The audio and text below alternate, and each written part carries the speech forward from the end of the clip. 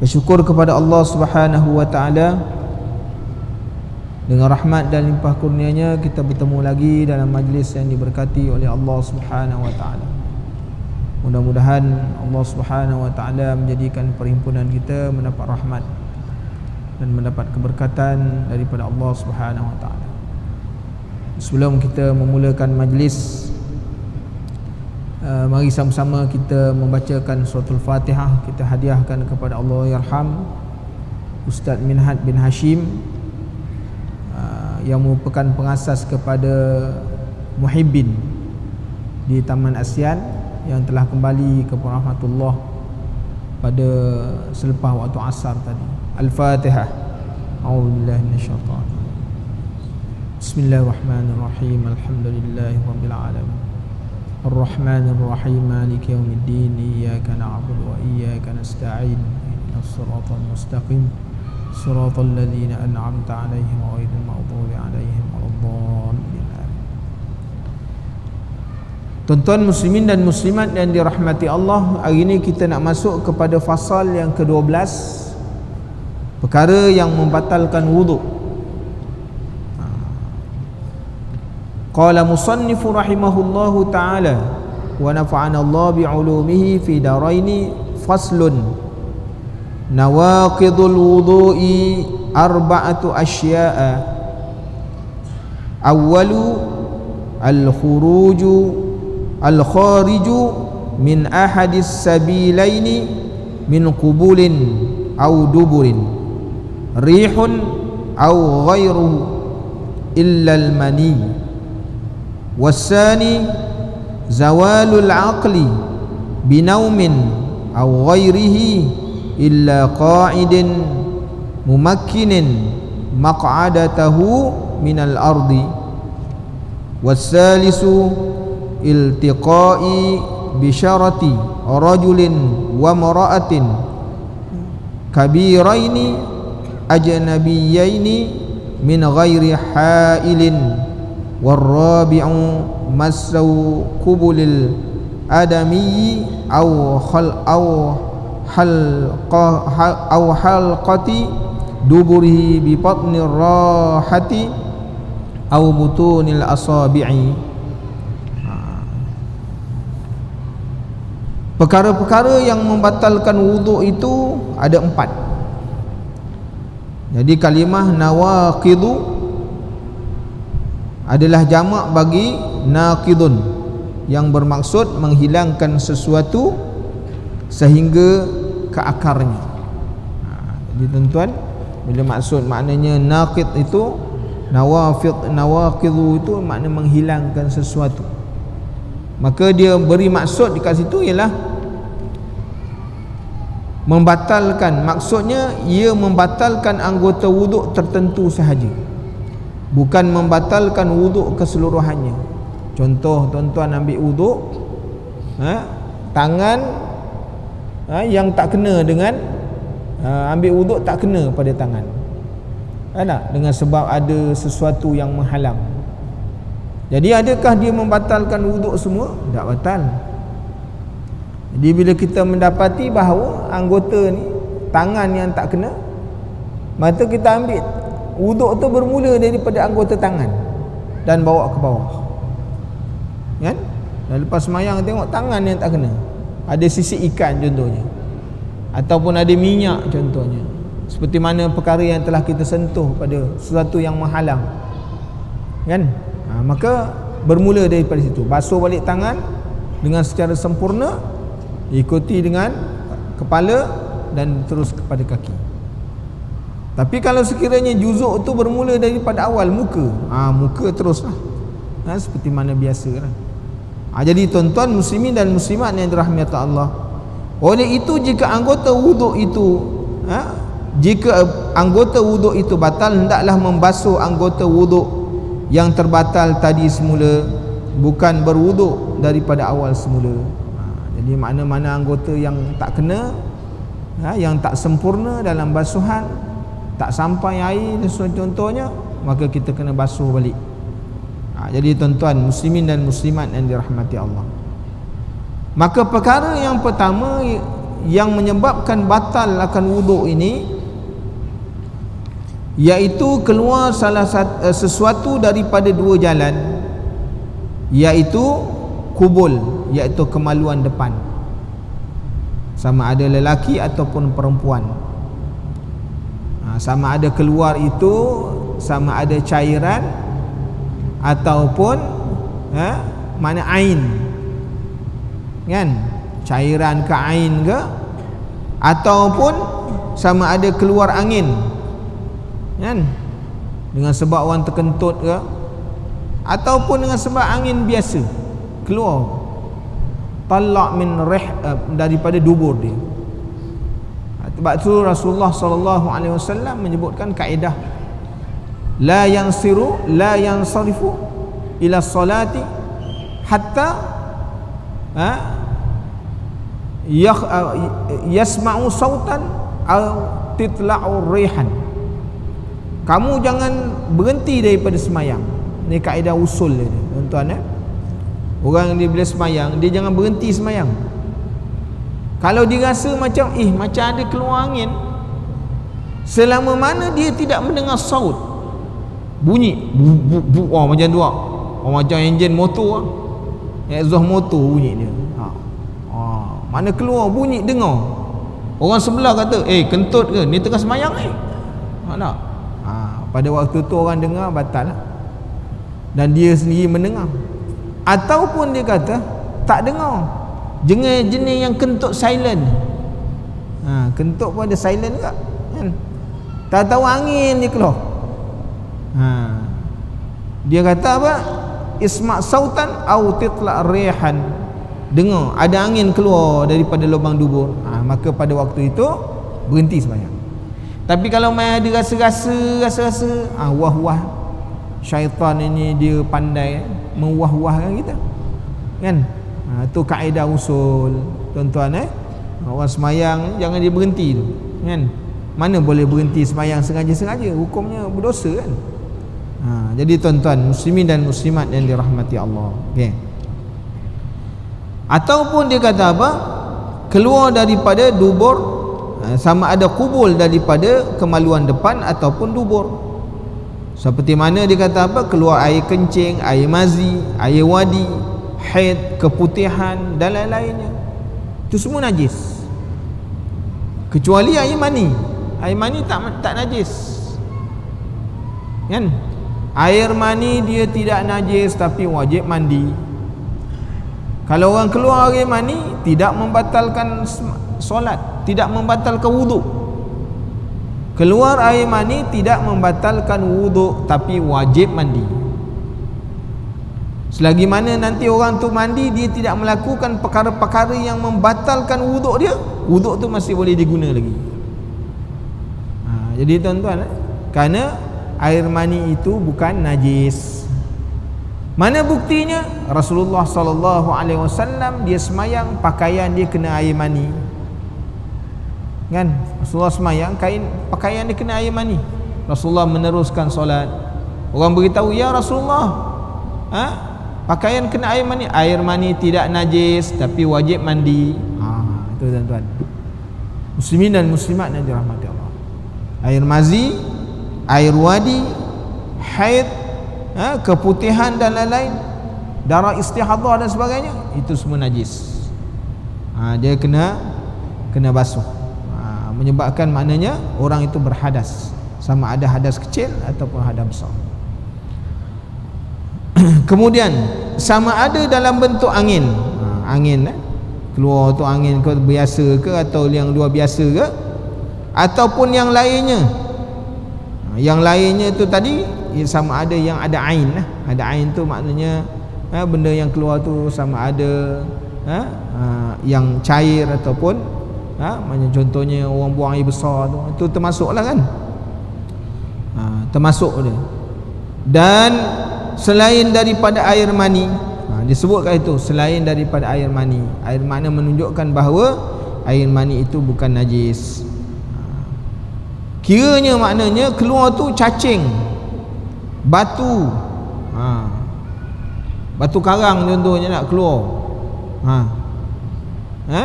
ataupun bijian atau darah dan lainnya, semua itu najis kan. Dia boleh membatalkan wuduk. Walaupun dia bukan kita kata tadi keluar, contohnya batu keluar, tetap juga dikira orang itu berhadas kecil lah. Contohnya waktu dia buang air kecil keluar biji sawi tu, itu juga termasuk kan, termasuk dalam perkara yang membatalkan, sama ada daripada depan ke daripada belakang ke, itu termasuk perkara yang membatalkan wuduk. Masalah dia bawa pada kita masalah jika cacing mengeluarkan kepalanya.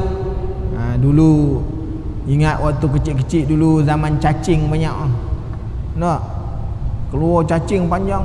Bila cacing tu masuk, wallahu alam, panjang lah tu kan. Zaman dulu-dulu lah, kesihatan ni tak apa nak dijaga kan, jalan kaki ayam je. Cacing mengeluarkan kepalanya kemudian masuk semula, maka batal wuduk. Dia keluar sikit ya, waktu kita nak ambil tu dia masuk balik, batal wuduk. Kerana itu termasuk keluar daripada salah satu daripada dua jalan. Itu zaman dulu-dulu lah. Zaman sekarang tak ada orang kena cacing ni tuan kan. Lebih-lebih lagi zaman tak ada air lagi tak ada cacing kan. Kena catu air ni, cacing lagi tak ada. Jadi tuan-tuan muslimin dan muslimat yang dirahmati Allah, air mani yang keluar tanpa didahului oleh mazi, kita dah bicarakan macam mana sifat air mani, sifat air mazi, sifat air wadi, kita dah bicarakan. Tuan-tuan kalau nak lebih jelas, tuan-tuan boleh tengok dalam kitab Bahrul Mazi. Kitab Bahrul Mazi jilid yang pertama, dia terangkan mana sifat air mani macam mana, air mazi macam mana, air wadi macam mana, terangkan sifat tu secara terperinci. Jadi kiranya orang yang dibuang air tak, air mani itu keluar tanpa didahului oleh air mazi, mana air mazi kemudian, maka adalah suci. Jika seorang yang telah berwuduk lalu tertidur dalam keadaan punggungnya tetap pada lantai atau pada tempat tidur dan bermimpi keluar air mani tanpa didahului oleh mazi, maka wuduknya adalah sah. Maknanya keluar air mani je, air mazi tak ada, air wadi tak ada, maka wuduknya masih boleh lagi dipakai. Cuma walau bagaimanapun dia tidak boleh solat kerana mesti mandi wajib dahulu, kerana dia adalah dalam keadaan bahadah besar disebabkan keluar air mani. Jadi tuan-tuan kena faham kenapa orang sebut, kenapa air mani tak kena wajib apa, tak batal wuduk kan? Kerana itu telah disebut datang hukumnya, dan Rasulullah SAW menyebut yang demikian. Kita tanya sebab apa itu? Kan keluar daripada dua jalan juga Ustaz. Dah Rasulullah sebut begitu, ini maknanya satu ketentuan yang Allah Ta'ala kata beri rukhsah, ada rukhsah, makna air mani bukan najis kan. Dah macam ni asal dia tanya banyak-banyak. Kalau tanya pun tak menambah apa-apa tuan-tuan kan. Kalau kita tanya banyak-banyak, kenapa Ustaz, kenapa, tak payah dia tanya banyak-banyak. Dah Rasulullah sebut macam tu, jangan tanya banyak-banyak kan. Sebab kita bimbang tanya banyak-banyak ni, dia jadi macam kaum Nabi Musa alaihissalam kan, bertanya banyak sangat pada Nabi dia. Dia bertanya tu bukan nak buat, dengan tujuan tak nak buat kan.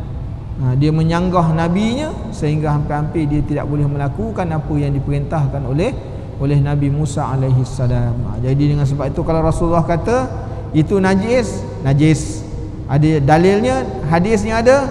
Kalau disebutkan ini Rasulullah sebut itu bukan najis, terima ajalah yang Rasulullah sebut.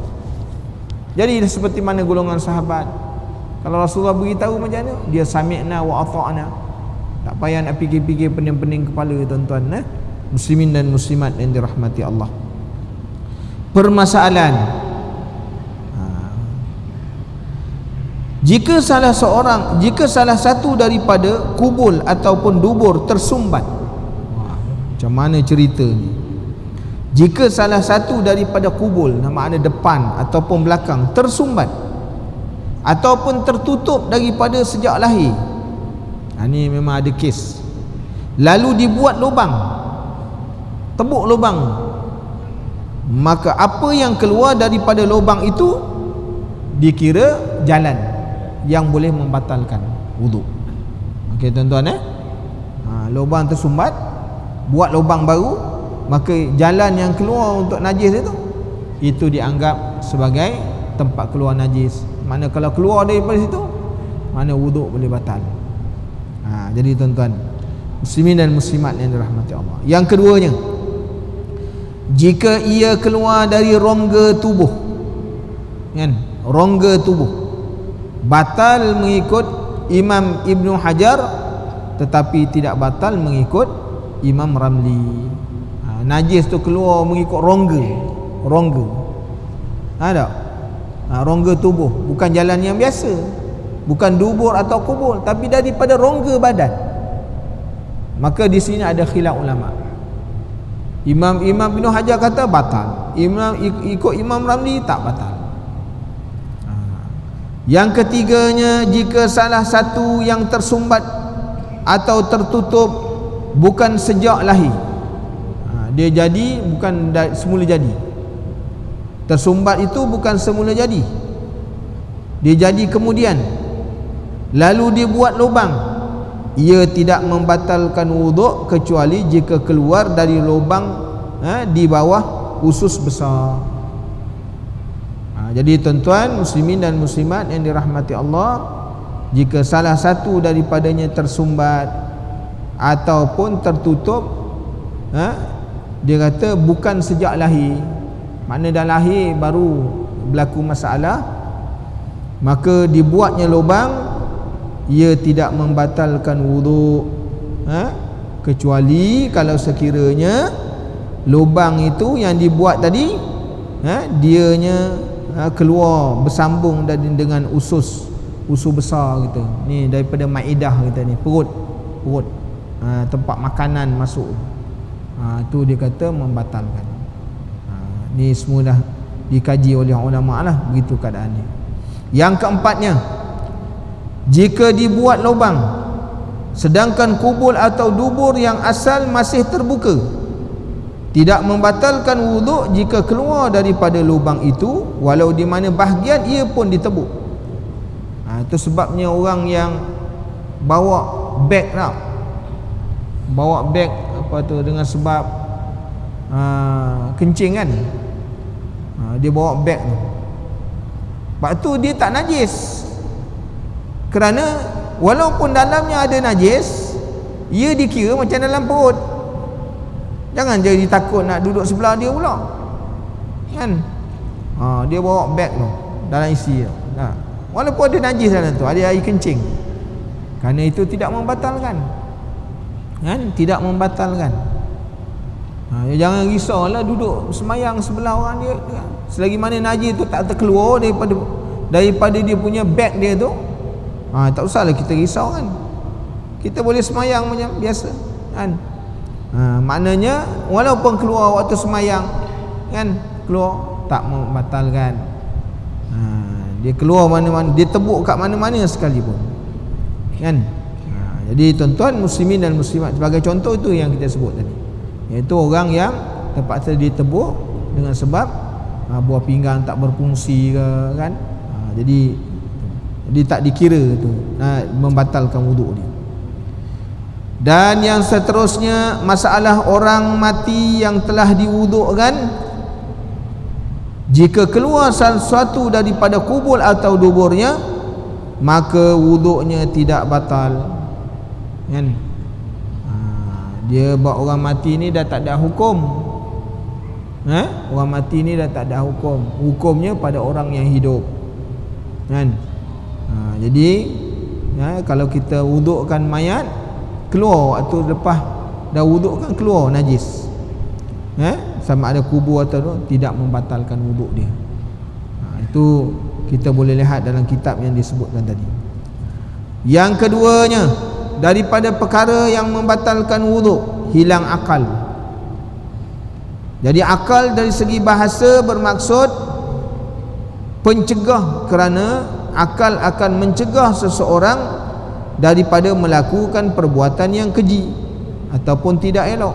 Itu maksud akal. Maka hilang akal disebabkan tidur atau lainnya.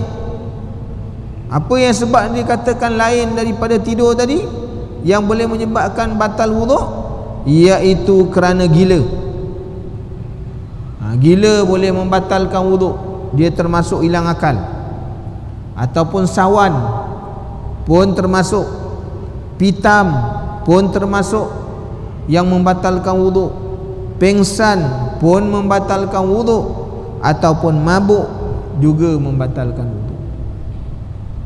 Jadi tuan-tuan, ini semuanya termasuk dalam kata apa? Yang hilang akal. Perkara-perkara yang disebut ni termasuk, kecuali tidur bagi orang yang duduk dalam keadaan tamkin, iaitu tetap, punggungnya tetap. Ada. Dia sambung lagi, orang yang hilang akal kerana disihir atau termakan ubat, wuduknya batal. Disihir atau termakan ubat, wuduknya pun batal juga. Jadi tuan-tuan muslimin dan muslimat yang dirahmati Allah, tetap papan punggung ni, dia kata orang yang tidur tetap papan punggung.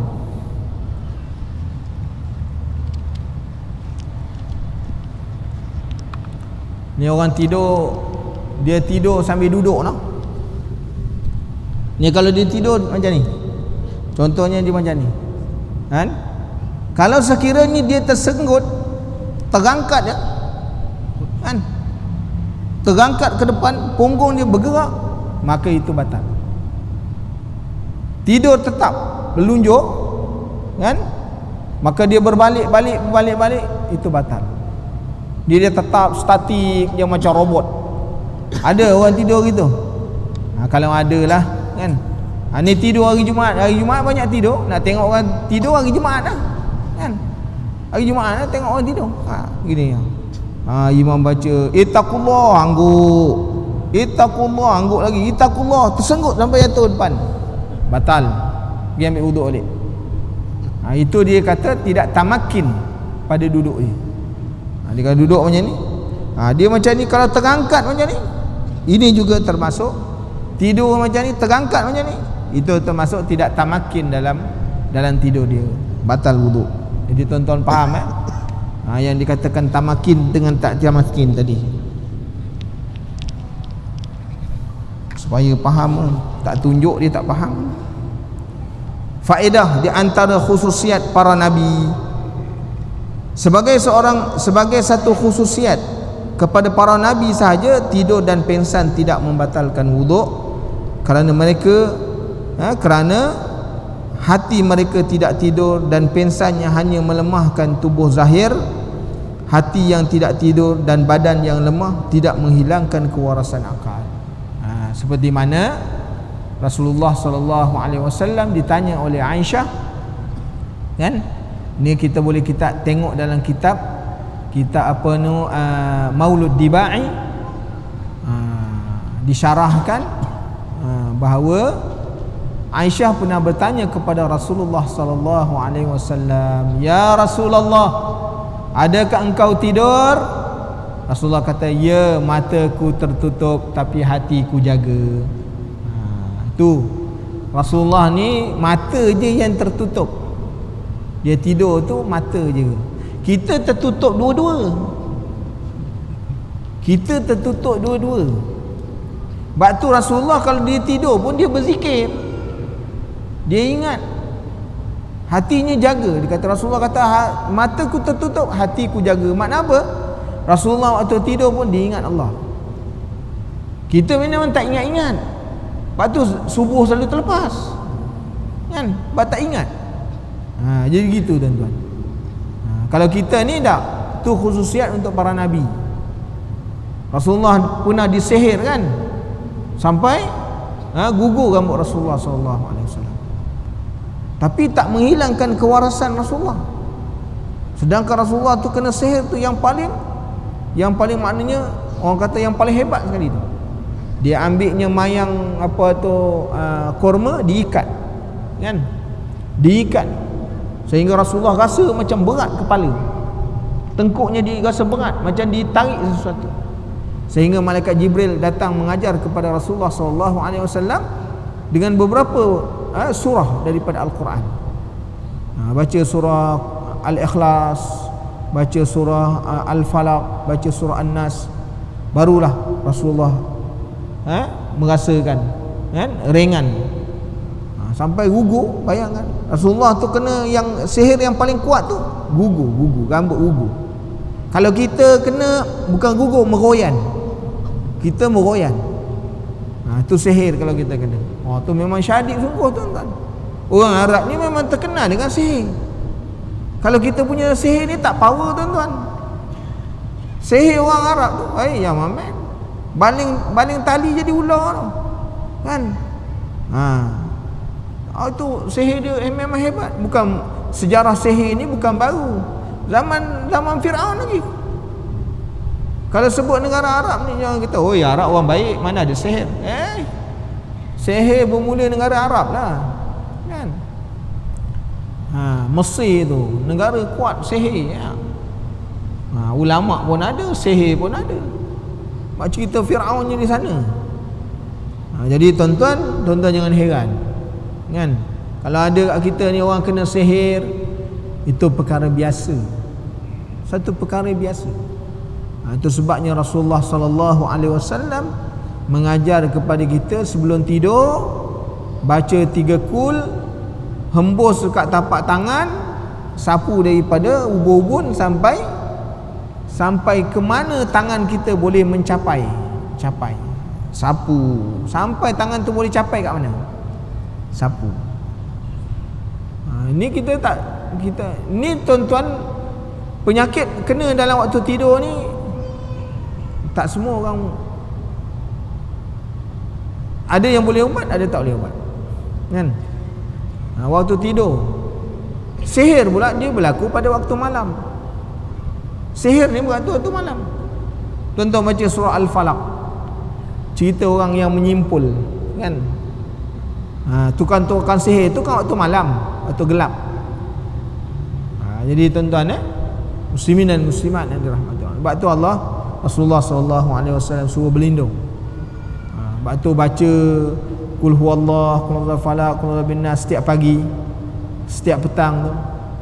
Besar dia punya fadilat dia. Selain kita diberi pahala oleh Allah Ta'ala dengan kelebihannya, sebenarnya surah-surah ni dia sebagai benteng dalam kehidupan kita. Kerana kita ni bila keluar, kita terdedah dengan berbagai-bagai kan. Jadi Rasulullah ajarkan kita pada benteng, ada tembok kan. Kalau kita berjalan ni ada tembok, ada yang mengawal, maka kalau nak kena pun mungkin kenanya tak terlalu berat, sebab kita sentiasa dipagari dan dibenteng dengan sesuatu. Jadi tuan-tuan muslimin dan muslimat yang dirahmati Allah. Okey. Kemudian bagi orang yang duduk dalam keadaan tamkin, iaitu punggungnya tetap di bumi ataupun lantai atau kerusi atau tempat duduk. Dia duduk ini, dia ada wuduk, dia duduk, dia tidur, batal tak? Tak batal, sebab dia tetap. Hatta maknanya kalau kerusi tu dia apa orang dulu pakai kerusi rotan kan, dia apa tu nama, berayun lah. Batal tak kalau dia tidur? Tak batal, sebab tu tetap walaupun dia bergoyang. Itu tak batal. Jadi tuan-tuan muslimin dan muslimat yang dirahmati Allah. Okey, masalah tidur dalam keadaan duduk ittiba, iaitu duduk sambil mengikat kedua kaki dan punggung dengan kain atau sebagainya. Oh, tak bawa kain pula, ridak tak bawa. Dia macam mana duduk itibak ni? Tak ada orang bawa kain. Duduk itibak macam ni. Rasulullah duduk dalam majlis, Rasulullah duduk itibak. Orang-orang ni diikat. Ni. Gini tuan-tuan. Ni duduk itibak. Boleh tak duduk dalam majlis macam ni? Boleh. Sebab Rasulullah duduk. Kita je yang kata kau hajar. Sebab tak belajar. Kan?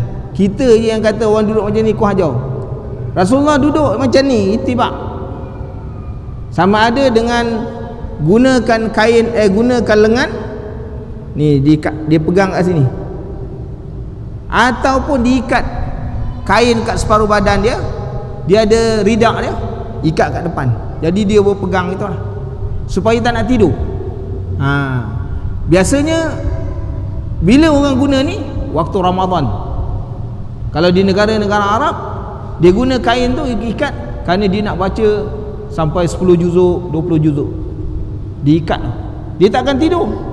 Dia terlepas je, berdebuh je tu kok. Itu itibak. Cara duduk ini. Jadi kalau kita duduk dalam macam ni, dalam majlis, inilah duduk Rasulullah sallallahu alaihi wasallam. Tak ada masalah. Cuma kita anggap je orang kita ni kata duduk macam ni tak ada adab lah. Ini salah satu daripada cara duduk Rasulullah sallallahu alaihi wasallam. Okey tuan-tuan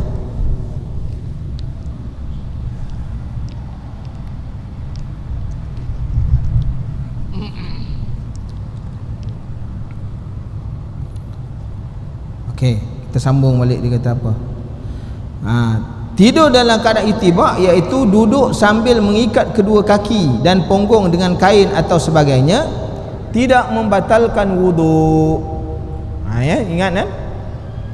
Bukan setakat duduk tamkin tadi, duduk punggung dia kena atas tempat lantai, tu tamkin, tetap.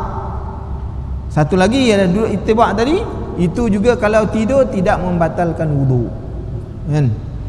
Okey. Duduk itibak selalunya dilakukan oleh sebahagian orang ketika mendengar khutbah atau ceramah. Tempat kita ni jaranglah. Kalau di negara-negara Arab, di pondok-pondok, di Ribat, di Yaman, tu sebab dia orang ada ridak. Ridak tu tujuannya untuk apa? Untuk ikat, supaya lama bertahan mengaji 10 jam tu kan. Mengaji lama tu kan. Nak duduk bersila tak tahan. Ikat. Mereka mengaji pula bukan 1-2 kitab dalam sehari. 15 kitab sehari mengaji. Jadi nak elak daripada mengantuk, ikat. Duduk cara macam tu. Mereka buat begitu.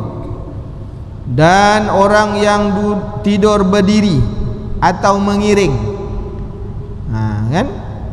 Ataupun terlentang, batal wuduknya. Tidur berdiri atau pengiring ataupun terlentang, batal wuduknya. Jadi tuan-tuan, ini disebut dalam kitab apa? Kitab Idaman Penuntut. Ni kitab Idaman Penuntut kita boleh cari, kerana ada dijual di pasaran. Yang ke-15, seperti tidur dalam keadaan bersila, duduk bersila. Tidur dalam keadaan berdiri, melentang, meniarap, mengiring dan sebagainya, membatalkan wuduk. Di antara perkara-perkara yang dilarang waktu tidur ni, tidur meniarap, kan? Kerana meniarap ni, atau telangkup lah, kita kata telangkup, itu adalah cara tidur ahli-ahli orang neraka.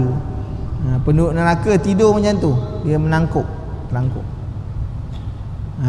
Jadi jangan tidur macam tu, tuan-tuan.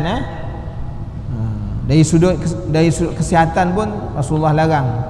Sebab kita punya hati kita kan, bila kita tidur macam tu, hati kita akan tertekan, menyebabkan dia boleh datang sakit pada tubuh badan. Yang lebih penting daripada itu cara-cara tidur orang dalam neraka. Yang baiknya tidur macam mana? Tidur ikut sunnah Rasulullah sallallahu alaihi wasallam. Tidur yang kita sebut hari tu, tidur dia mengiring atas posisi lambung dia. Tu tidur. Nak mula, sebab tu sunnah. Orang yang kalau nak tidur, mula-mula tidur macam tu dulu. Lepas tu ikut gaya bebas lah tuan-tuan. Lepas tu gaya bebas lah. Mula-mula nak ambil sunnah tidur tu, tidur begitu. Tak. Atau pakai lengan tau. Itu tidur sunnah tu. Ada lepas dan lelap tu, kaki ke mana, tangan ke mana, itu punya pasal lah. Yang pentingnya tadi kita tidur, kita telah menjalankan sunnah Rasulullah. Sebab tu dalam tidur tu ada sunnah. Dalam tidur tu kita membawa Rasulullah tu. Macam mana? Menghidupkan sunnah dalam tidur. Tak? Lepas tu nak tidur mana, waqafa billahi hasiba ke, terpulang lah masing-masing kan.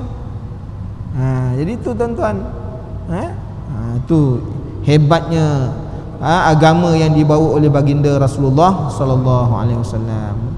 Mengikut Imam Syafi'i dan para ulama lain, sunat berwuduk setelah tidur walaupun dalam keadaan maknanya punggung tetap ataupun tamkin. Sebab apa? Disebut dalam satu hadis, apabila tertutupnya mata, maka terbukanya lubang dubur. Walaupun orang tak kata dia tahu dia tak terkentut, tapi bila terikatnya mata ni, maka lubang dubur pun terbuka. Jadi dengan sebab itu Rasulullah kata, siapa yang tertidur, dalam satu hadis dia kata siapa tertidur ambil wuduk. Ada satu hadis lain kata siapa yang tertidur kalau tetap tak payah ambil wuduk, kan? Maknanya kita boleh memilih, boleh memilih. Jadi jalan ikhtiyat dalam hukum fiqh ni ada namanya ikhtiyat, iaitu kita ni berhati-hati, kan? Dalam suatu perkara, maka jalan keluar daripada ambil wuduk tak ambil wuduk, maka jalan selamat ambil wuduk itu adalah lebih baik, kan? Adalah lebih baik. Cuma waktu kita mengambil wuduk dalam keadaan itu, yang tak terbatal wuduk bukannya mengangkat hadas, tetapi dinamakan dia tajdid. Makna memperbaharui wuduk. Jadi niatnya apa? Nawaitul wudu'i. Kalau sekiranya memang kita terbatal, nawaitu rafa'al hadatsil asghar. Kita tajdid, makna memperbaharui, tak terbatal, maka namanya kita niat nawaitul wudu'i. Itu beza. Kalau orang tanya kenapa ada nawaitul wudu', ada nawaitul rafa'al. Nawaitul rafa'al untuk orang yang berhadas, nawaitul wudu' untuk orang yang memperbarui wudu' dengan sebab dia tidak terbatal. Jadi tuan-tuan muslimin dan muslimat yang dirahmati Allah, jadi insya-Allah kita berhenti setakat itu dulu. Kita akan sambung pada masa yang akan datang sekiranya diizinkan oleh Allah Subhanahu wa taala. Jadi untuk makluman tuan-tuan, kita punya khusus kesempurnaan solat pada 18 dan 19. Jadi siapa-siapa yang masih nak mengikuti, kerana setakat ini jumlah penyertaan telah sampai kepada hampir 600 orang tuan-tuan. Jadi tuan-tuan yang nak mengikuti boleh ambil borang, kan, disediakan. Yang ada kelapangan digalakkan untuk mengikuti program, kerana banyak pengisian yang boleh kita dapat dalam program 2 hari insya-Allah. Bismillahirrahmanirrahim. Alhamdulillahirabbil alamin, wassalatu wassalamu ala asyrafil anbiya'i wal mursalin wa ala alihi wa sahbihi ajma'in. Allahumma inna nas'aluka ilman nafi'a wa rizqan thayyiban wa 'amalan mutaqabbala. Allahumma faqihna fid din wa 'allimna ta'wil. Allahumma zidna ilma, Allahumma zidna ilma. Allahumma ighfir li hayyina wa mayyitina wa saghirina wa kabirina wa zakarina wa unsana wa syahidana wa ghaibana. Allahumma man ahyaitahu minna fa ahyi 'ala al-islam wa man tawaffaitahu minna fatawaffahu 'ala al-iman. Allahumma la tahrimna ajrahu wa la taftinna ba'dahu Allahumma ighfir lahu warhamhu wa'afihi wa'fu anhu. Allahumma ighfir lahu warhamhu wa'afihi wa'fu anhu. Allahumma ighfir lahu warhamhu wa'afihi wa'fu anhu. Rabbana atina fid dunya hasanah wa fil akhirati hasanah wa qina azabannar. Wa sallallahu ala sayyidina Muhammad wa ala alihi washabihi wasallam. Alhamdulillahi rabbil alamin. Barakallahu fiikum. Assalamualaikum warahmatullahi